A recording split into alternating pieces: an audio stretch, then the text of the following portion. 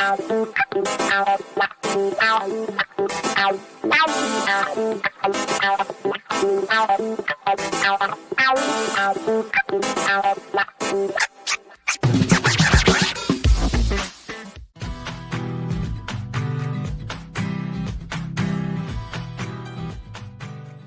Republicans have no ideas, they have no plans, they have no vision, they have no platform, but what they have is Fox News and Tucker Carlson and the culture war and the fight against cancel culture and scaring suburban moms into this vivid picture of having their 14-year-old girls be sharing a bathroom with some 6'6" hairy man that just transitioned.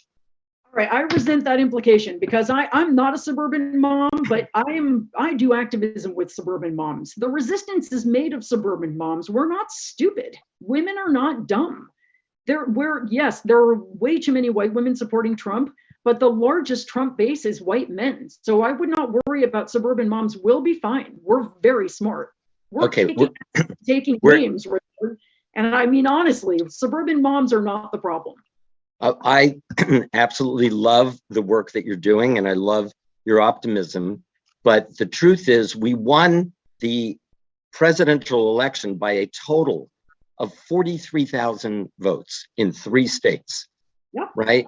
And so we don't need to lose a lot of suburban moms who were disgusted by Donald Trump, but are sucked in by the propaganda of Fox News and Tucker Carlson and all the right-wing, Ben Shapiro and all the right-wing talkers to lose a lot of elections on the local level and the Congress, the House of Representatives, and the Senate.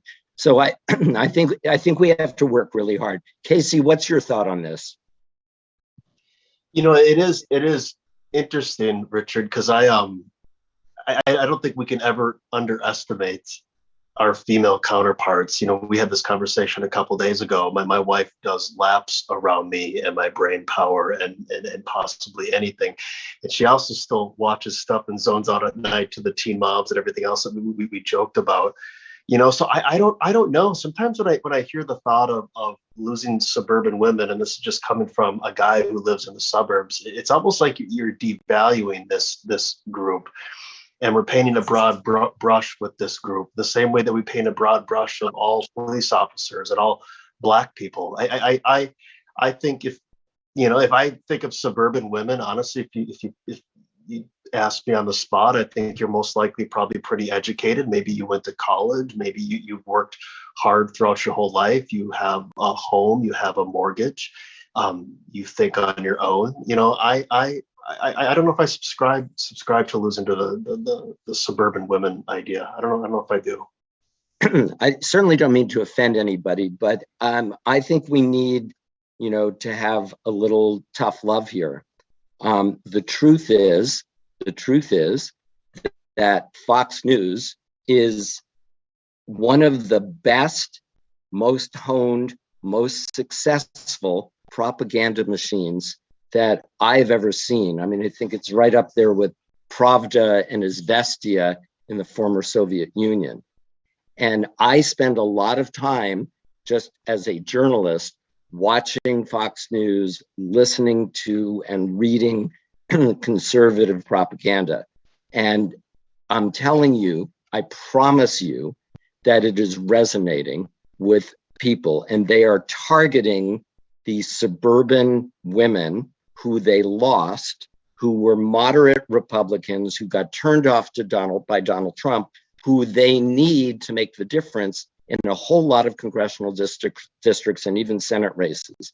And I would put my entire 50 years of politics on the statement that we are vulnerable because of that propaganda, despite every single thing that you're saying. Listen, Jessica, if everybody was really paying attention and was astute during the previous 4 years, why would you have so many women be part of that 74 million Americans who voted for Donald Trump? Oh yeah, no, I mean, I think it's a huge problem. I don't mean to downplay it. I think that the suburban college educated women, I don't think are the biggest problem. I think the I'm biggest not, problem. I'm not necessarily saying college educated women. There are a lot of suburban women, suburban moms who are not college educated, who were turned off by Donald Trump, who are scared about this culture war that is being promoted every single hour of every single day on Fox News. Right. Well, it's again, it's above my pay grade. Like my only job is to try to keep people hopeful enough that they'll do the work that we can win. Because if for me, if I go into a spiral of despair about Fox News, yeah, they're a huge problem. But like I've canceled my cable. That's all I can do. Everybody should cancel their cable because if you are paying for cable, you're paying for Fox and you are part of the problem. You're funding them.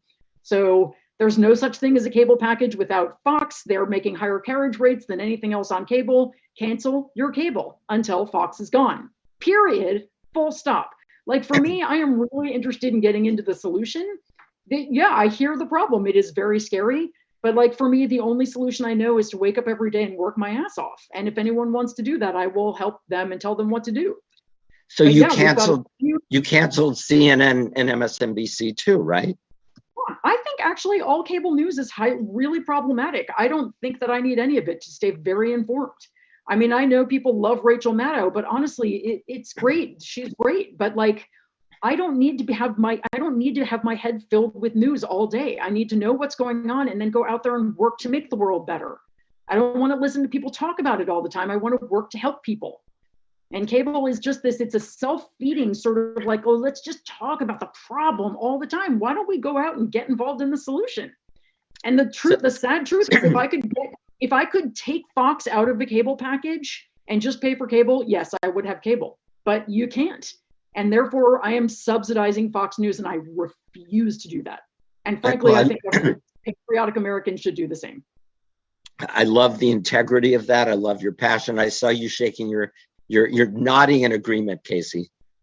Yeah, and actually, what's funny too, and I'll even give you just a dumb example. You know, you see even bleed into if you're watching ESPN or Fox Sports, but really ESPN, which is underneath the Disney umbrella. But you see them infuse a lot of politics into their programming, which is fine. You know, you have athletes that are activists. But it's almost like you see ESPN and you watch Fox News and you watch MSNBC, and they become such cartoon character versions of themselves of what they were years ago. Where if I'm watching the nightly news on Fox or on MSNBC, they're recapping an interview or a hot take from an anchor earlier on in the day. And it's just steamrolling the anger and the hatred and just rehashing it over and over and over again to the point where they don't even have to watch anything else. They can just make news on their own on what happens on their network 24 hours a day.